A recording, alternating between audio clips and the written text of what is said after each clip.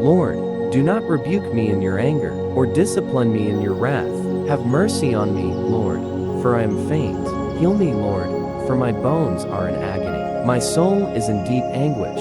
How long, Lord? How long? Turn, Lord, and deliver me. Save me because of your unfailing love. Among the dead, no one proclaims your name. Who praises you from the grave?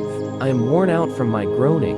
All night long, flood my bed with weeping, and drench my couch with tears. My eyes grow weak with sorrow. They fail because of all my foes. Away from me, all you who do evil. For the Lord has heard my weeping. The Lord has heard my cry for mercy. The Lord accepts my prayer. All my enemies will be overwhelmed with shame and anguish. They will turn back and suddenly be put to shame.